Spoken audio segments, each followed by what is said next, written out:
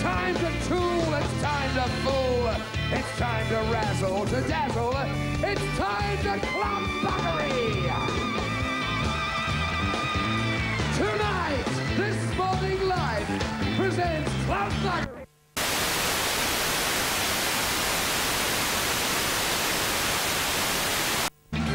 Club Buggery proudly features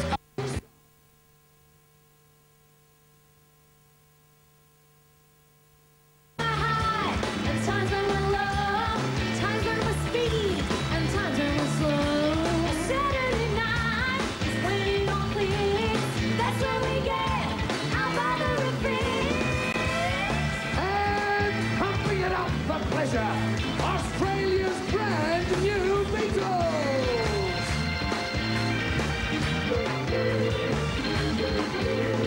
And now, could you please give a big hands off? Pumped up, talk of the town, Club Buggery welcome to those two Australasians of the year.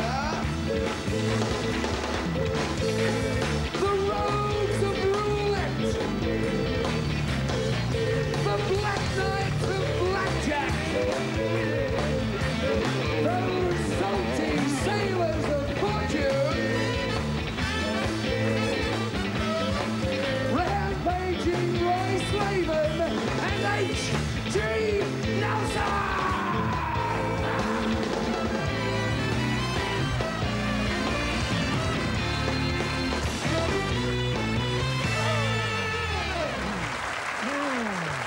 Yes, thanks very much indeed, Ian Tabby. Thanks very much, Brand New Beatles. Thanks very much, Nissan Cedrics. Hello, Australasian football freaks and horse buffs. Welcome to Club Buggery for another Saturday night when too much variety will be barely enough. Tonight, Club Buggery coming to you from Denver, Beanland, here at Cabaret Central, north of the Tweed. And get to the, let's face it, get the sideways Samba on the shimmy. Let's ask Rampaging Roy Slaven, who or what captured the wild will and wanton imagination of the world this week.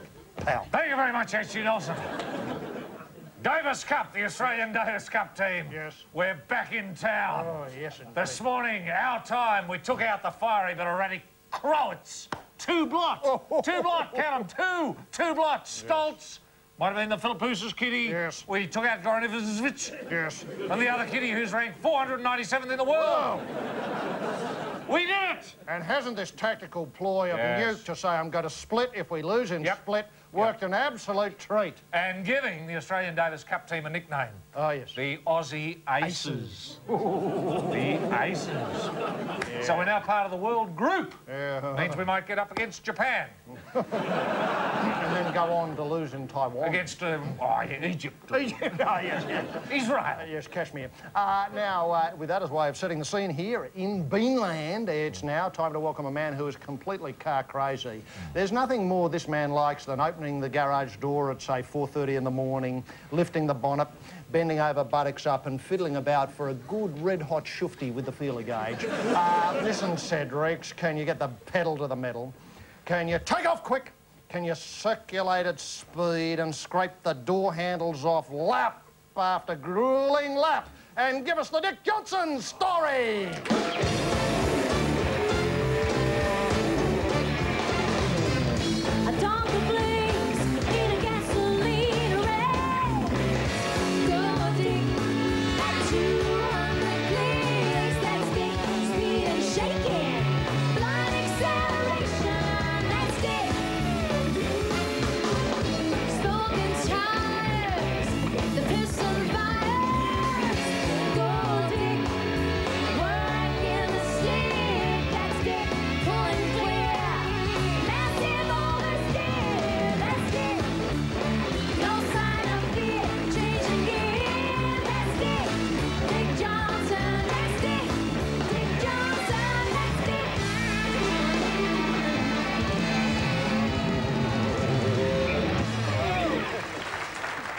Now, Dick, to set the scene, let's have a look at you winning Bathurst a couple of years ago. Here you are, you're in the lead here. I think Brocky might have been chasing you over Go, Dick! Yeah, put in, Dick. Here's Brocky. You lose Brocky there with it. Brocky just totally smashing the car. You're in front. The other .05 comes up and tries to take it from you. They might get past. Yeah, they did get past. But you're not done yet, Dick. You might think you're done in the pits there, Dick. Dick, but get in the car! Here you come, Dick. You're back in front, Dick. Here you go down and you take the... Go, Dick! And then the bit I love in racing where you get up on that stand and squirt everybody. Oh, no, a lot of champagne. Now... I'm glad they don't give you a red drink. Now, obviously... Do you remember much about your drives and the incidents, or do they tend to blur together at your stage of life? Well, well, that's a nice comment, actually. They certainly don't blur together. I vividly remember most of them. Yes. And when you make a mistake and you get that terrible adrenaline rush, as you think, Christ almighty, that thing's got a bit of funk, a bit of grunt. You think, steady on, Dick. It all depends which end the adrenaline rush comes from. I understand. Yes, indeed. And do you think it's wise to connect spraying people with champagne with motor racing? I mean, I don't want to be too serious about it, but it's always occurred to me that people might go home drunk, having got a big spray from you on the winner's stand. Most of those people you spray already are drunk. That might be the case.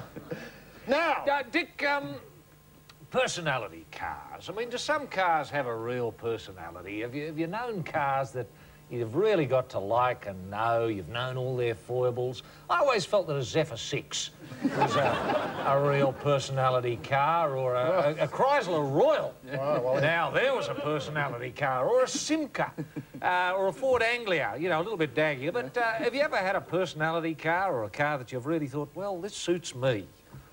Well, I suppose every now and then you get a race car that you really like, but they still bite you. Yeah. You know? They all do have personalities, but certainly most of them are better than Skodas anyway. Skodas, oh, well, that was a car. Yeah. Do you talk to the car at all while you're driving? I know you do commentary while you're driving. We'll talk about that a little bit later, but do you actually talk to the car? Come on, baby, come on.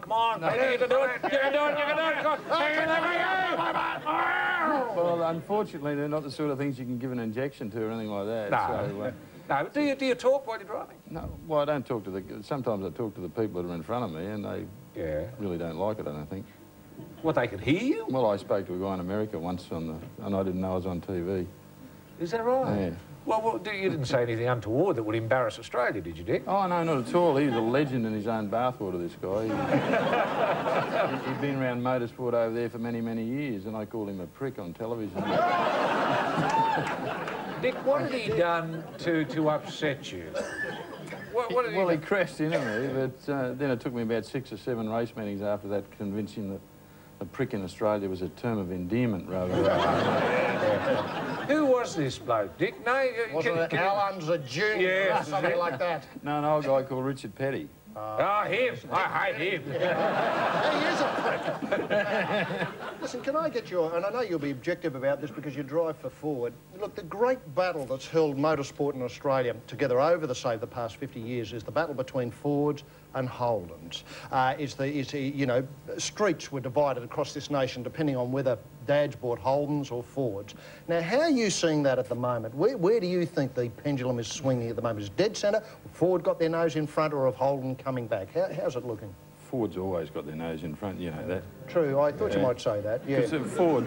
Yeah, but Dick, when you were driving FJs, Holdens would have been in front then, wouldn't they? Well, I realised my wrongs and I sort of made a change. But I put it to you that Ford have never coughed up anything that nearly as good as a Monaro, the only car in the world that goes better backwards than it does forwards, or the mighty Tirana XU1.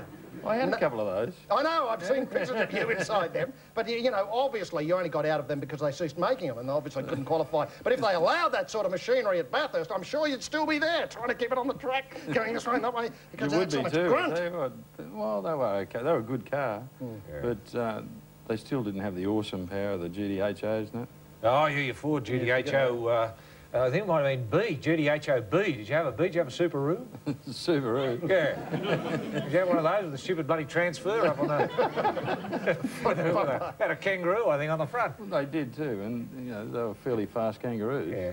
Listen, just between you and us, is Wayne Gardner the full quid?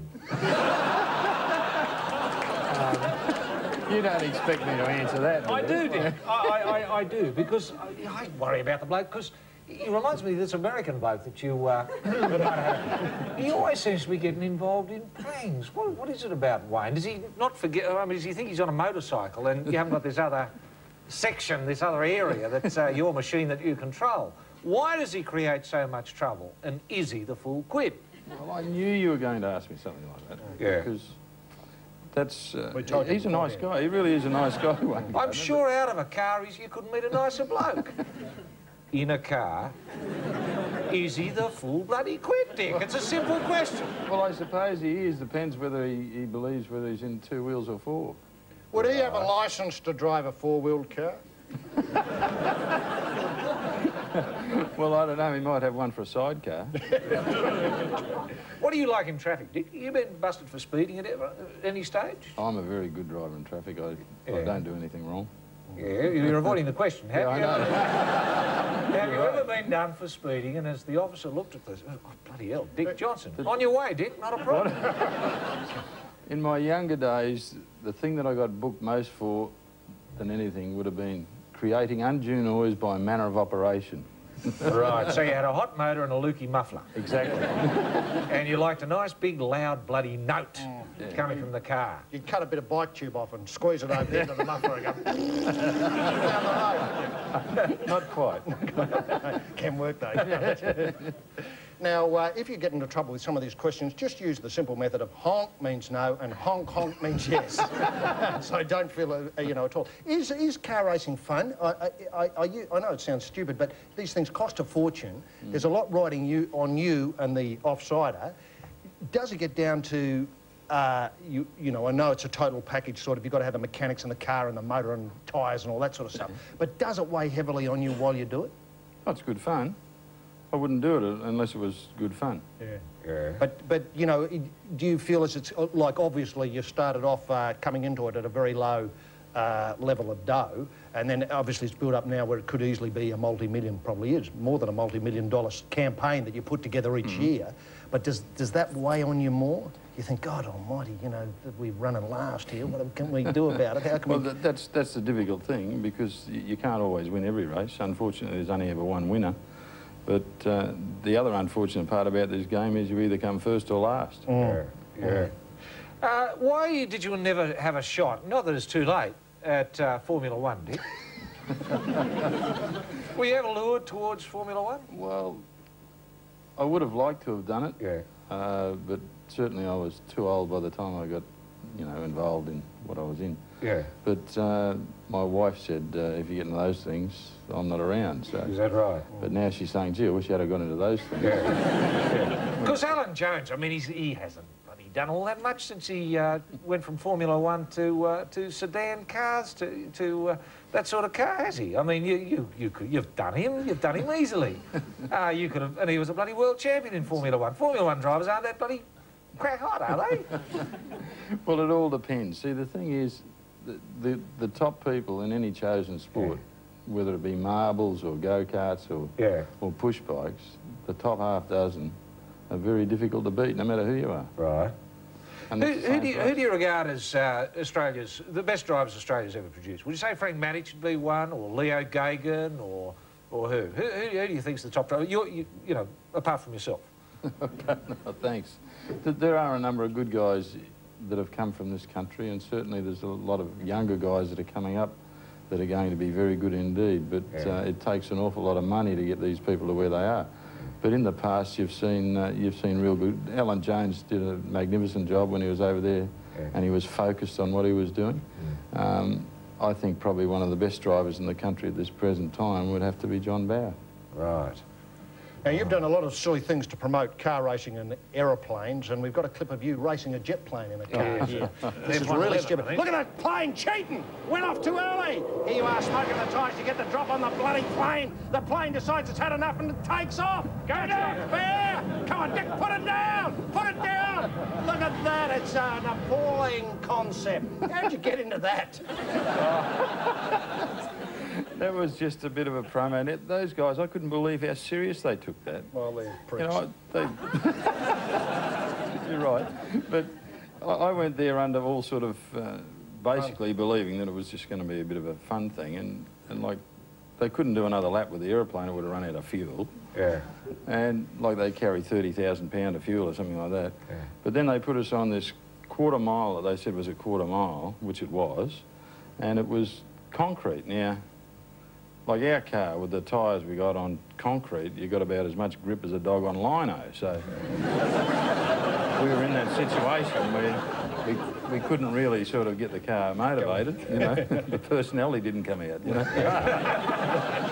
Now, listen, did you think of a rematch in reverse? I think you would have had the drop on the plane. Back it up, looking in the rear view mirror, going that way. Well, I reckon I could have stopped it quicker. No, sure.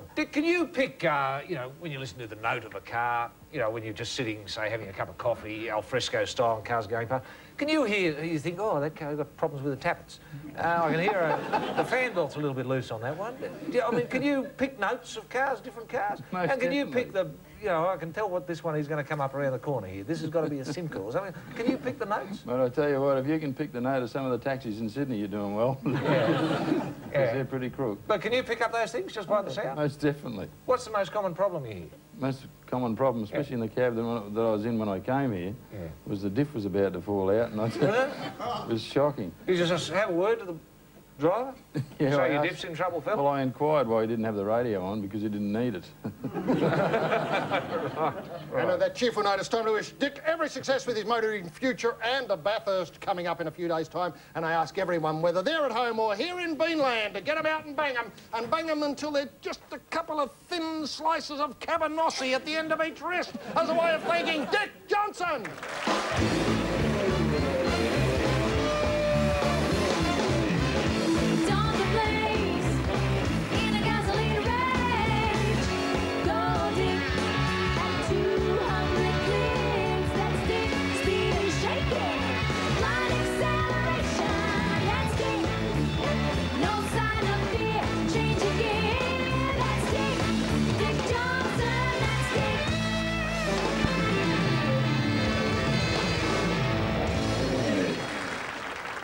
Roy, the news came through mid-week that the Fitzroy Lions had run amok in the tropical isle of Bali. Roy, you've just returned from Denpasar, the capital of Bali, where you've been taking a rugby league intensive with some of the local school kiddies. How did you see the damage? How badly was the hotel affected and what happened? Yeah.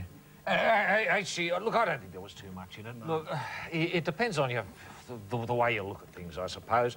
I think, given the right circumstances, nothing's funnier than a bunch of drunk footballers. Drunk footballers can be a real giggle, especially when they, say, expose themselves in public. At meal times. At meal times.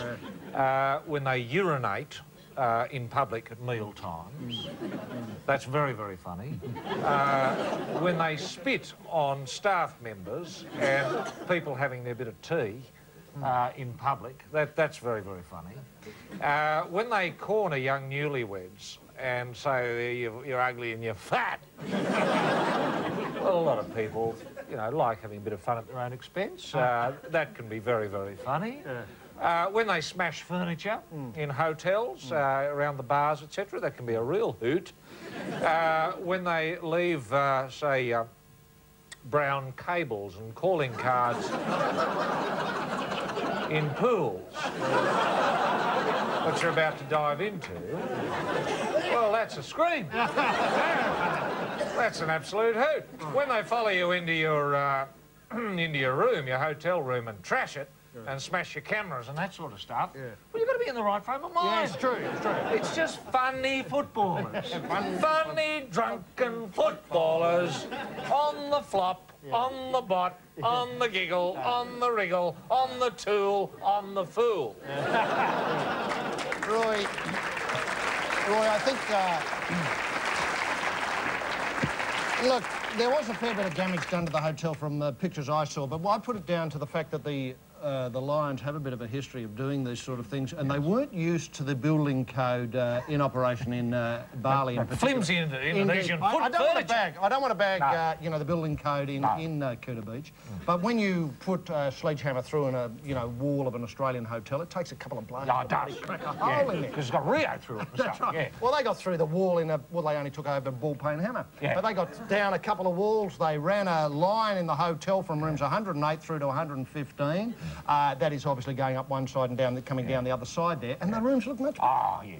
There's They open it right up. and they've let a lot of light in. They've let a lot of light in. There's nothing wrong when young couples are getting to know each other physically for the first time. To have a couple of lions running through, a couple of Fitzroy lions. Go on, buddy! Look, I don't blame the players. No, I don't blame the players. I don't. Roy, I was going to say... Do you want to finish your sentence? No. Depends whether you're going to ask whether we should blame them or not. Yeah, no, what I think has to happen is the Foreign Affairs Department has to put out bulletins saying the Fitzroy Lions will be travelling to Indonesia. Yes. We advise all Australians to cancel their trips now. You know, the Fitzroy Lions are going to Tajikistan. Stay out of it. That's right, if anybody's going there. And the club should come on board and buy space in the, the advertising pages of the major newspapers. Newlyweds take note. Yes, that's right. The Fitzroy Lions will be in Denpasar or Kuta Beach between, say, the 15th of September and the 20th of September. Please stay away. Or if you want to be there, you know what to expect. That's right. Join in. Join in. The cable laying is on at 9 a.m. in the morning in the big pool, etc. All those sort of things. I think we have to... You know, but actually, there's more than that. There's more than that in this particular unique situation. He had a club that's been around for 100 years. Yeah. Give him the bullet. Give him the bullet. Yeah. Give him the bullet. There should have been bereavement counselling on the plane for each of the players. Bereavement counselling. Well, I blame myself, Roy. Well, I blame myself too. We should throw them out, written to them. Be there. Help them through it. Roy, the other thing is that I think the fact that the club got the bullet added a certain enthusiasms to their fun. It did. But I think, you know, I always look for the good things, the good side. Yes. The good side. Yes. Well... And I think it sent a very, very clear message to Indonesia. If ever they want to declare a war on Australia, they'd think they'd have second thoughts. September 1996 in Kuta Beach. Kuta Beach. Oh, we don't want to face them. No. And I'll tell you, Indonesia. Well, I'll tell you, Indonesia. You know, that was just, 17 lions. That's all. Imagine 100,000 bloody lions coming at you. With their footy jumpers on and boots. Now, the other thing is, I must say, congratulations to rugby league players who were there as well, who came to the aid of some people who were unfortunately distressed. Yes. They hadn't seen footballers up close before, and when they got an eyeful, it was glad that some of the rugby league players intervened and explained the rituals. A couple of South's Rabbitohs, a couple of Balmain Tigers came to their defence and behaved themselves beautifully. Yeah, an absolute credit chivalrously. Yes, an absolute credit to their coach. Yes. Well, that's what you forget. That's what these lions forget. That when you travel, you represent your club and you represent your shire. Yes, and your country at a larger level. That's right, the Southern Hemisphere. Yes. And now the show that people across Australia, across this nation, are wishing, well, let's face it, they're alone. Wishing they were just a little bit more lonely. Most Australians want to be alone when they watch Stain. They don't want idiots banging on the door saying, hey, you in there, can you come out? Bring. Hello, it's me on the phone here. So if you are thinking of popping out, if you are thinking of picking up the blower, wait. Let's go over and see if the parrot's on the perch as it's time for Terps About the House. And Terps About the House, to do all the talking. One's as quiet as a mouse.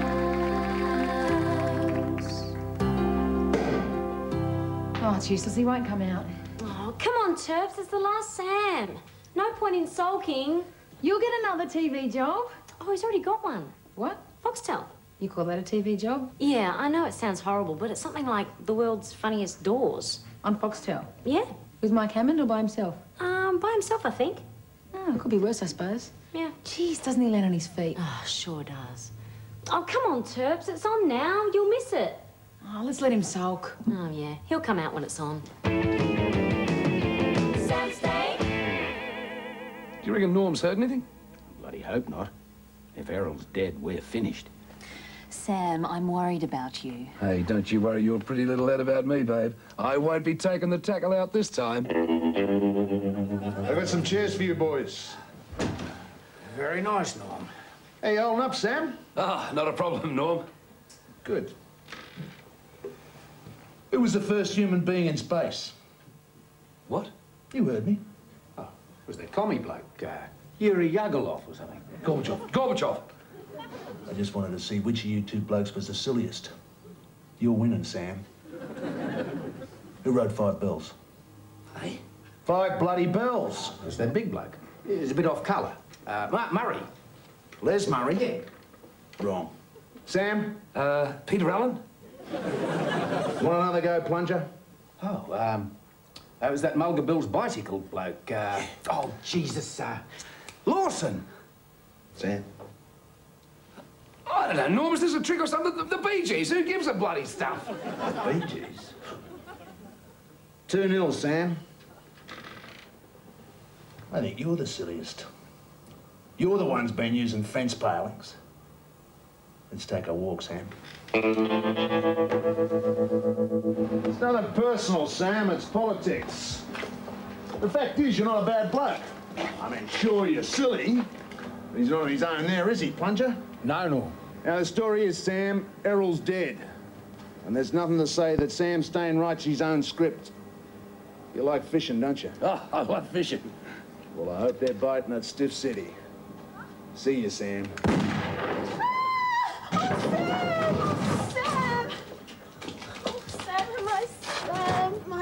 My Sam, my simple, silly Sam. How can I be sure in a world that's constantly changing? How can I be sure where I stand with you?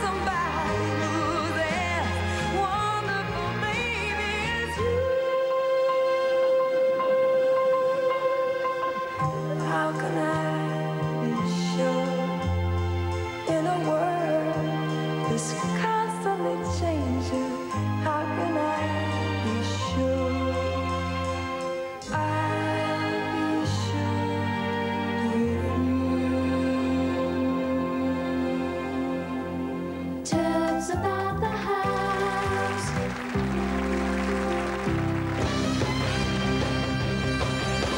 Football, we want more of football. Football, we want football, man. That's right, football, man. You heard us,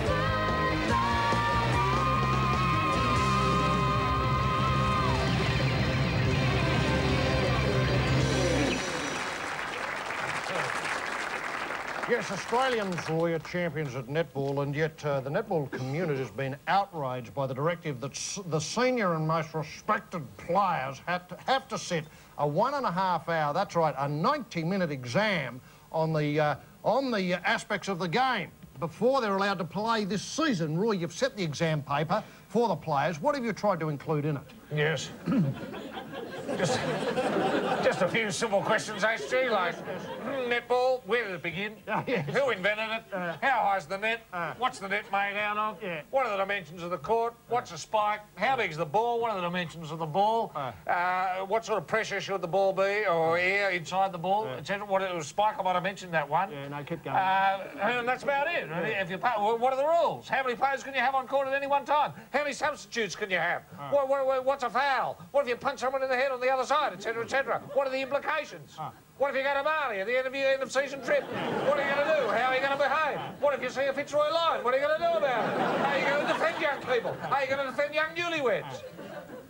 There are a few of the questions. Well, very comprehensive. Now, it's not a sort of options answer, you know, like A, B, C, D. No! You know, like if you get a lift with Dick Johnson, should you hang on tight, feel very safe, go to Bathurst immediately, do not pass go, or leave, jump out no matter what the speed? No. You know, you can't, you know... Oh, sure. You want essays. You want essays. Well, I think every sport should do it. Yes. And not every 6 years, every 2. Every 2? Every 2 years. What, 2 months? Every 2 months. Yes, right. Why not essays for your tennis? What is racket abuse? Yes.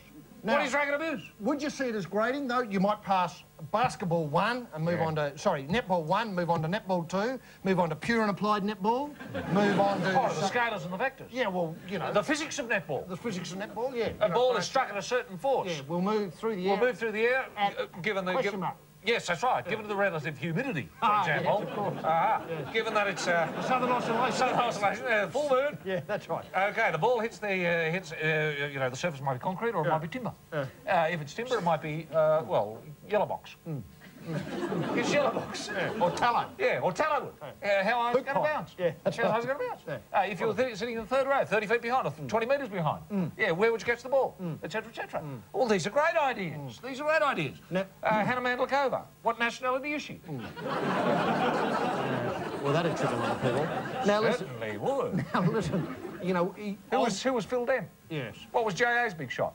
What did J.A. ever win? What was Edo's favourite phrase? Now, now listen. What would happen if you failed, though? Say you were. Well, you can't play. Say if you were the Pat Rafter, our new Pat. Oh, our new Pat. You know, and you had to answer that paper, say last night, or you know, with the idea of playing. You the failed the Hannah Melikova question. Yes. Yes. The Hannah Melikova essay. Yeah. In 200 words or less, what nationality is she? That's right. How would Newt deal with, say, our new Pat? Well, you have to get him in. Yeah. And say, well, read it up. Here's the information. Read it, or you can have the exam again in too much time. In the meantime, Stoltz, you're playing. Because you passed the exam. Yes. Gee, it is a couple It is a couple for us. And I think with football. Oh, indeed. Because none of the players know the rules. Yeah, no, true. None of the referees know the rules. Well, don't, for God's sake, don't get them anywhere near an exam. We'll be here all night. Now, ladies and gentlemen, I'm a Beauty and the Beast freak. When I first saw the show, I was simply rubble for weeks. The whole Beast oeuvre has grabbed my attention. You know, the Bert Newton coming on as He's the clock, yes. Isn't he great when he does 6 o'clock? Oh, yes. Oh, it might be like that. That's right, yeah. Quarter past three. No, quarter past three will be over there. It's quarter to... Well, Bert, 2:45. Yeah. We're not doing that. Bert's done the exam. That's right. You know, the score, I've said yes, yes, yes to it many, many times before. Fill me up for more. Now, a face from that great musical is popping in for a blurt in the Bug House this evening. Tonight, in this Beast Off, she is supported by Australia's brand new Beatles, doing the heavy work with the Supercharger. Is this the first Beast Off we've had? I think so. I think so. We're moving into Beast Offs late in 1996. On the Honk, the Nissan Cedrics, and down below on Boots, the dance concept that is the 150,000-kilometre warranty. The tune I Will Survive. Australia, can you rev up the V8? Can you smoke up them tyres? Can you hoon about? And welcome to the Bug House, Ms. Sharon Millichip.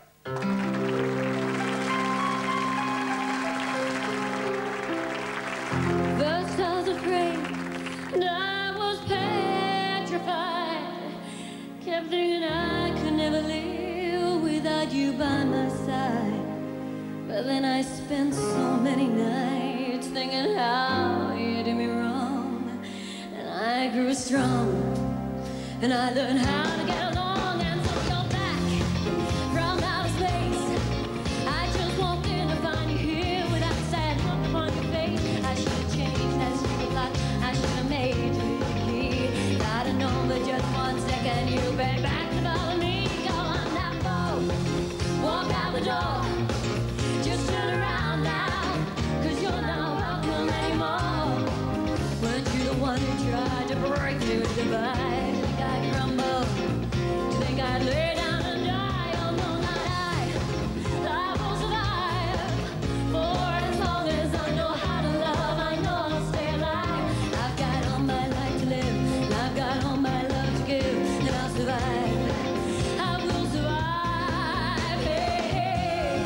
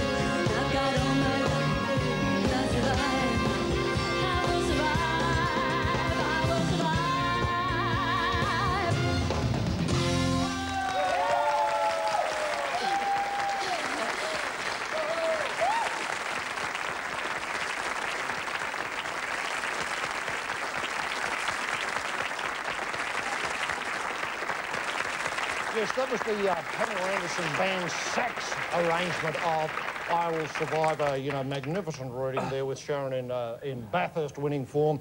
The Beatles browning out and laying the rubber. The Cedric smoking at the top of the straight. And what about the Warranty? Just sheer poke in motion, a blur of action, lap after lap after lap.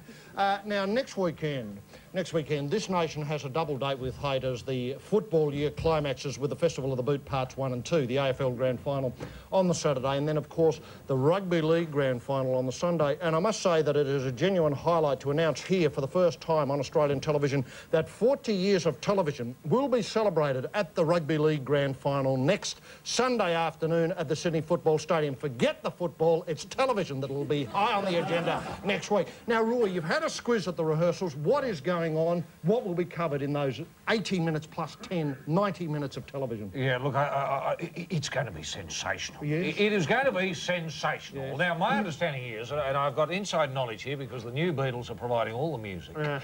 They'll be doing it all, so we know exactly what's going to happen. We know that Don and Bert and the King, that is Graham Kennedy, will be parachuting into the SFS. They're parachuting in. We know that Pete Smith is going to come out and do sail, just like that. And a couple of Copper Art ads as well. A couple of Copper Art ads, that'll be there as well. And I think there's going to be a Sale of the Century ballet with Glenn Ridge. It might be Nicky Buckley. Is that the other person who does that? I think so. I think so. The current crew. Yes. That's right.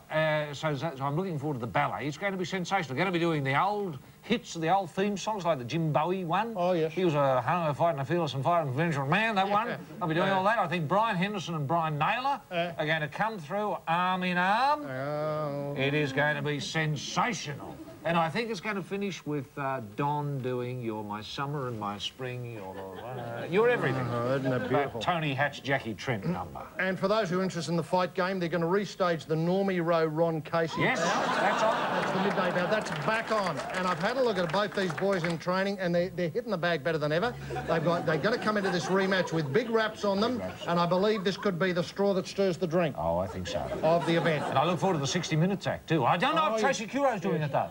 Yes, oh, gee, that is It might be Liz. And a current affair, I think Ray's going to... Ray's going to sing something, is he? He's going to take his hair off and sing something. That'll be excitement there. He's going to set fire to his hair. Well, he could do that as well. But then he'll just look like he does now. Now, Roy, do you think it is disappointing that this match, this great match between, obviously, St George and question mark, either Manly or Cronulla, has to be overlaid with a patina, a smear of something that is meant to draw the public to it, i.e. the celebration of 40 years of television? Do you know what I mean? I do know what you mean. Last year, they might have just had rugby league and people would have come down and seen the rugby league and enjoyed the football. This year, it's 40 years of television, plus very small print on the bottom of the poster. Undercard. Yeah, undercard. You know, having seen Brian Henderson, Brian Naylor, rematch, Normie v. Ron, all that sort of Don Lane parachuting in. The ballet. Finally, underneath, right down the bottom, small print, so you can hardly read it, plus a rugby league match. You know, that is disappointing. It is very, very, very disappointing. But I think people will go away with a lot of memories. Yes, they certainly They'll will. be thinking, oh, Bert and Don King. The parachutes and the smoke off the ankles and stuff like that. They won't.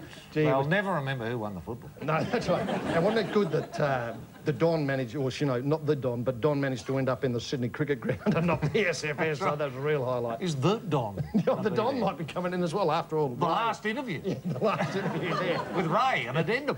And I think the Don might be packing down with St George as the mystery, is that right? You know, the mystery substitute from the bench. Now it's time to welcome to the Bughouse a woman who prowled around the planks as Rumpelteazer in Cats. She has wandered that yellow brick road in as Dorothy in The Wiz. And she's made the dad in Hey Dad look very, very dizzy and stupid, but then most of the cast were able to do that. Listen, Cedric, can you pull out a musical score and hit the notes plumb at the first spit? Can you get fitted for some impossible frock? And while you're there, can you, as the lights go down, take a peek through the curtain and give us the Rachael Beck story? Musical theater takes special skill, dedication, madness to top the big bills. Gay rose to sunrise is the Rachael Beck way. Doctors, hey dad, home and away. TV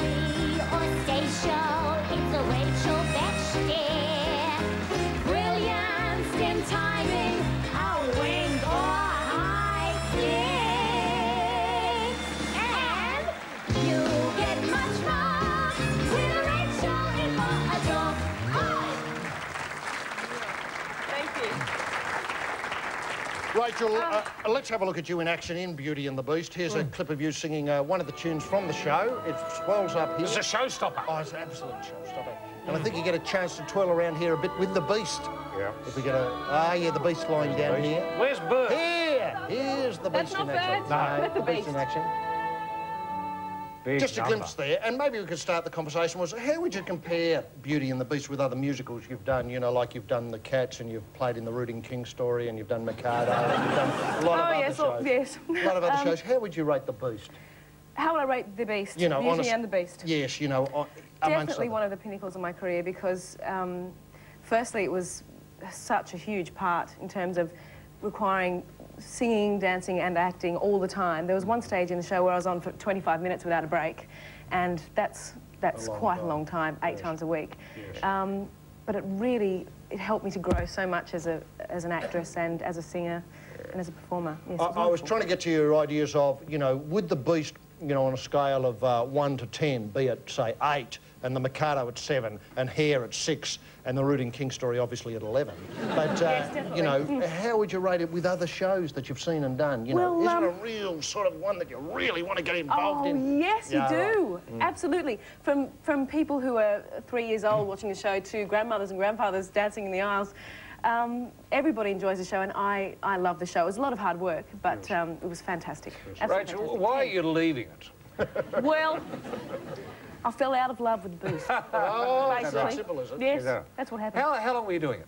A year. Yeah. That's 8 For a whole shows a year. week. Yes. For what, about 50 weeks of the year? For, yeah, 52 weeks. 52 weeks of the year. Didn't get a break. Now, how do you look after your voice? Do you do voice exercises at all? Yes, you tend to keep up your singing lessons, and because your voice becomes much hardier when you're working so much on it. Yeah. So really you have all the steamers and the, you know, you have the showers on hot all the time, and yes, doing the whole bit. Doctor all the time. Did you have an understudy at all? Yes, I did. I had 2 understudies. Were the understudies ever needed? Yes, a couple of times they were needed.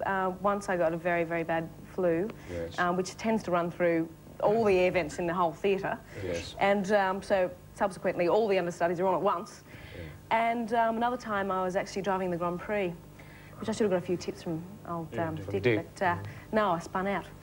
So, yes, that was the other How did the producers feel about you doing something silly, like going into a very, very fast car and driving it and smashing, so you had to miss a show? How did they feel about that? Well, they didn't mind. Oh. Yeah, funnily enough. The understudy was that good? They were trying to get rid of me. Yes, the understudy was excellent, and they knew I was quite mad, so...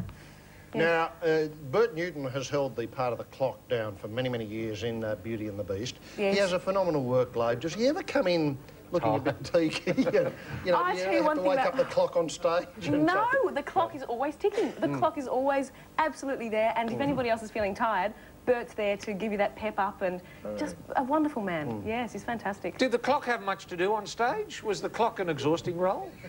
Well, the clock is an exhausting role because he has such a huge costume, and Is he wheeled out or does he walk? No, he waddles. He waddles? He TikToks out. Yes. He TikToks out, yeah. TikToks out. So how many minutes on stage would the clock have? Oh, I never counted his minutes on the stage. No, but would it be, say, half an hour all up? Oh, longer than that. Longer than an hour at least. And he does a little bit of singing. Yes, he sings. And does the clock have a big number that's, you know? Well, he participates in the big numbers. Yeah. He doesn't have a solo or anything. Right. No, doesn't do any major singing or dancing work. Right. Now, you've done the Judy Garland story, haven't you? Yes. That I think your father might have even written and produced and directed. Yes, he did. Now, why are you so interested in Judy Garland? What is it about Judy Garland that fascinates not only you, but a lot of people? I mean, he was a person who, you know, put in for a number of years, who was the victim of a lot of abuse as a child, i.e. they put a lot of, you know, drugs in her, basically, so that she could keep performing, and had trouble in later years. What's the fascination?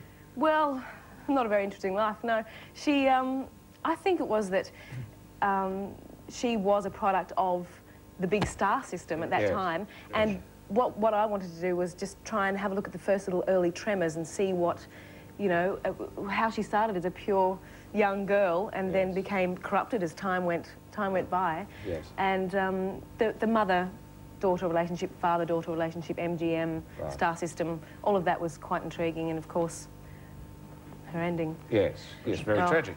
Are there a lot of musicals you'd like to do? You know, would you, I mean, there's millions of them, but, you know, you'd think, oh, I'd love to have a go at South Pacific, or, you know, I'd love to get involved in Guys and Dolls, or I'd love to get involved in, obviously, a remake of... Les Miserables, yeah, or the remake of the Rooting King story that they're going to make. Oh, I'm definitely into that one now. Yes. Well, I think the musicals that I want to do haven't been written yet. Oh, wow. Yes, gee, that's a big call. You're waiting for Andrew Lloyd Webber to knock off the Dave D, Dozy Beacon, Mick and Tip. Maybe Nick and Wright and Max Lambert. Yeah, I'm looking for a few. You mean out of all the thousands of bloody musicals around the world, there's not one that bloody will interest you? There's got to be one written specially. Oh, well, not maybe especially for me, but I'm sure there's going to be some fantastic musicals. But of course, television is another string to your bow, isn't it? We should have a little look. Indeed, we've Rachel and Hey Dad making fun of the dad. There's no milk left. Yes, there is. There's lots. There's not enough milk for my cornflakes. It is really. You just have to be flexible. Flexible. Yes. I mean, you're used to pouring milk all over your cornflakes, aren't you? That's the way it usually happens, yes. Well, why not dunk your cornflakes in the milk instead? One by one? Yes. You do it with donuts, why not with cornflakes? You could start a trend. You could be a payee, a usey, and a donkey. Oh, I'll be finished my cornflakes just in time for dinner. How long were you doing that? All in all, 3 years. 3 years? 3 years, How many yes. episodes did you make? Can you remember? It was reputedly the world's longest-running sitcom. Yes, I know. Millions of episodes. 52 countries, even Botswana. Yes. Did you get much feedback from Botswana? A lot of mail? Well, I never actually... Stamp on it? No, not a lot of mail from there. No, I've got a few letters from Germany and New Zealand and... You were never able to cash in the chips, so the Hey Dad chips on the English stage at all, obviously in the... Pantomime style. Pantomime style. No, I playing wasn't Maid able... Marian or... No, I wasn't able to do that at all, but that's okay. I'm doing Now, okay. I believe with your performance in Hey Dad, you had to be pulled back. You were too big. Your performance was too large. Is that the case? Was it? Well, that's what I read. Oh, yes, well, yes, that was the case. Was that the case or not? I mean, was your performance too big? I can't imagine much too big, yes. I can't imagine a performance too big for Hey Dad at all. Oh, well, I was very big. I was bigger than that, yes. I was pulling faces and crossing my eyes all the time. Is that true? Yes. And what did the director say to you? Pull it back. Pull He it just back? Said, oh, pull it back, yes. He said it's too much. Save it for special occasions. So they let me just get away with it now and then. Right, did you think 3 years was long enough in Hey Dad? Would you have liked to have more, or do you think it was about the right amount of time? Yeah, no, I think might have been Was it long a enough. sad day the last time you... And everybody applauded you. It was very sad because they became my family. Yeah. And, you know, Gary Riley and John Flanagan, just mates. Yes. Yes. And now it's time to test Rachel's knowledge of the Hey Diddle Diddle caper.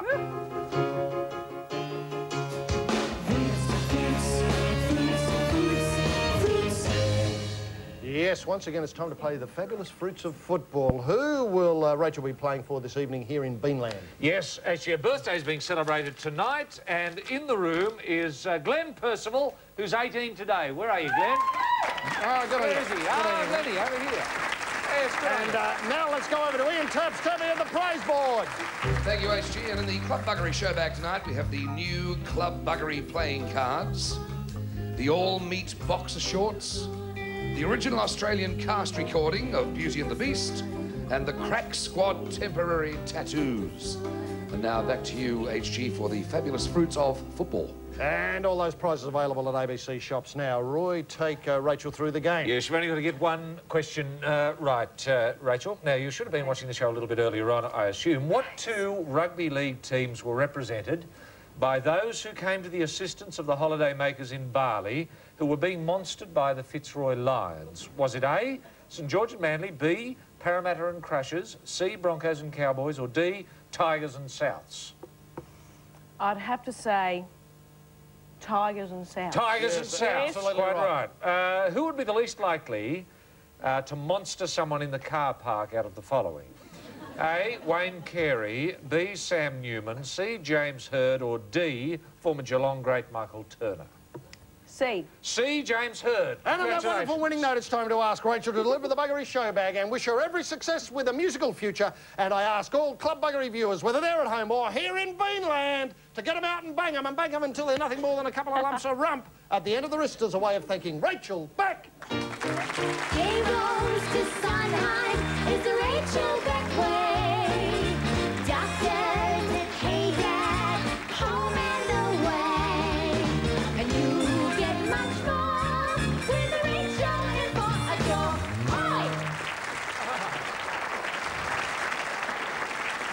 And now in the Bug House, we're pleased to continue Club Buggery's Football Opera Project. Tonight, the operatic stars of tomorrow, courtesy of the Australian Opera and the cast of A Country Practice, present the Stanleys, the best and fairest. We pick up the action as club president is called up to dish out the loot for 1996.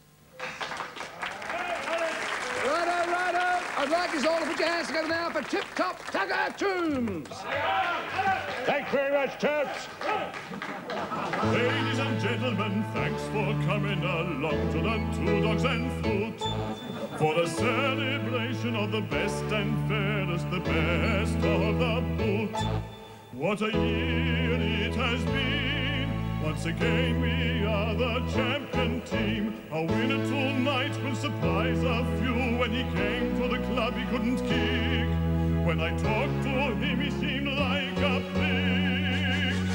This year he missed almost every match. Apart from that he can hardly catch.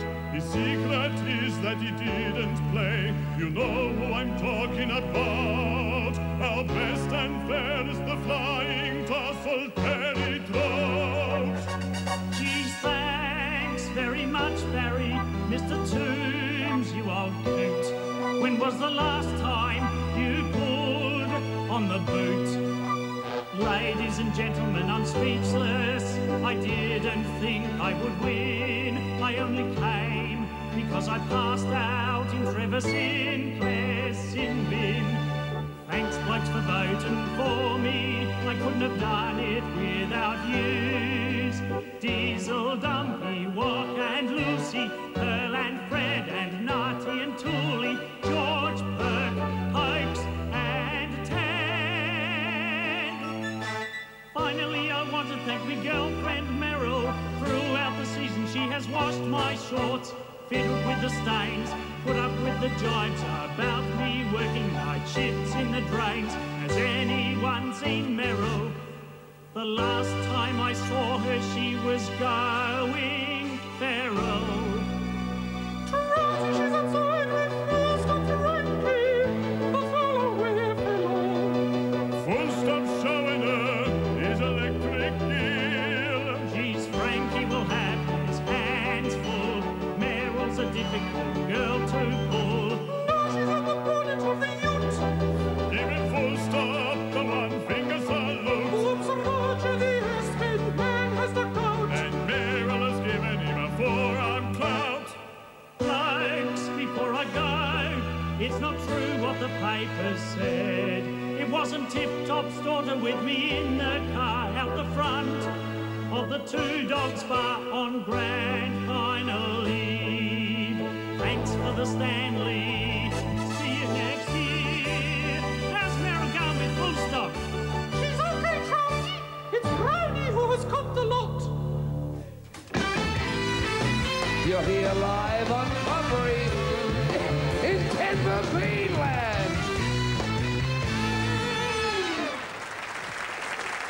Yes, and when Dick Johnson was in Beanland earlier this evening, he selected a couple of club bug members who had made those extra hard yards. Appearance-wise, Roy, what have we got in the Buggery box that celebrates that endeavour in the tricky fashion stakes? She was celebrating 41 years of Australian or ABC television. Oh, yes, good. And I've got a few snaps here that will be offloading. I've got here, HG, Molly and Olivia. Oh, beautiful. That would have been from Countdown. Yeah, Countdown. We've got Michael Willisey, who was on the show last week, and I think he looks better now than he did then when yes. he was doing Four Corners. Yes, that's very good. We've got James Dibble, who will be making an appearance at the football final, I think, on Sunday. Yeah. We've got here Maggie and Richard from The Home Show. Yeah, the stars of The Home Show. Yes, that started infomercials on Australian television. Yes. We've got here Alvin Purple in a Nude. Yes. A few people realise that came courtesy of the ABC. And we've got Norman May and Dawn Fraser. And look at Norman's jacket. It fits him to a T. Doesn't it? There's no room in there. Doesn't he look good? We've got here as well, actually, a sticker from Countdown. Yes. We've got a glove from Auntie Jack. Yeah. Yep. We have Maggie Tabbera's pantaloonies here. Home show, Home show pants. We've got Richard Zachariah's undies from the same time. They look better off than on. They certainly do. We have the port. Yes, this is another 100%er. It's a Swans over Essendon. There it is there. For God's sake, don't drink that one. And we have an ABC Genuine, as worn by Norman May. Genuine ABC Sport blazer, which probably we won't need anymore because there's not much sport left on the ABC. And people may recall, gee, I forgot it so many years ago, when Rooting King was reading the news on the ABC. There's the king. He won the Best Enunciation Award for 10 years on the trot. Yes, and of course, as Prime Minister John Howard was saying to the Japanese Prime Minister last week, just in Tokyo, boy, that Rooting King could do it. Rooting King could do it. He could do it under lights. He could do it with his trainer and prance around in tight. That funky, funky Mr. Humpy Rooting King.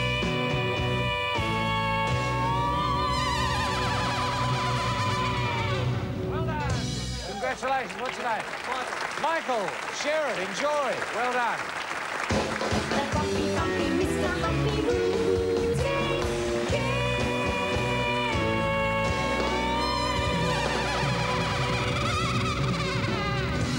Yes, and apparently the Sydney Swans have won by a point, 10-10 to 10-9.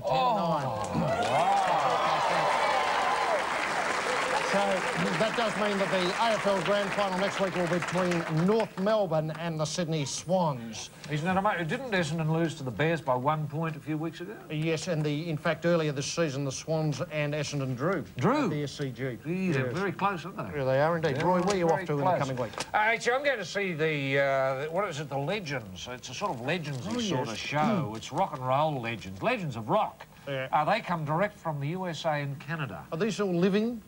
Oh. I think they're Brian Andrews, or Brian Andrews is Elvis Presley. Oh, is he? Johnny Vallis is Buddy Holly. Larry Branson is Roy Orbison. God, he's good. And this is, I'm going to see it at the St George Leagues Club, the Taj Mahal, where they'll be celebrating next week.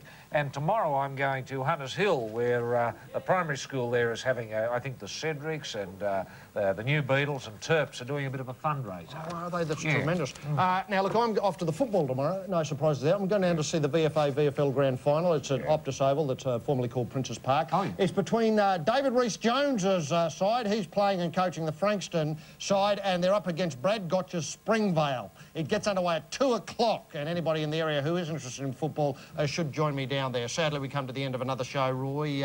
As we sign off from Denver Beanland, Roy and I would like to thank Dick Johnson, Rachael Beck, Nissan Cedrics, the 150,000-kilometre warranty, Sharon Millerchip, the brand new Beatles, Ian Terps-Turby, the Australian Opera, and the cast of A Country Practice. And you, the audience, whether here in Beanland or there at home, thanks once again for taking an interest. And finally, it's time to play tribute to the golden years of the Trocadero once again. This evening, in front of the set that was saved from the stage of the Trocadero when the joint went up in flames all those years ago, is a man who was trying to put the fire out with his bare hands and a tin of petrol on that fate-filled evening.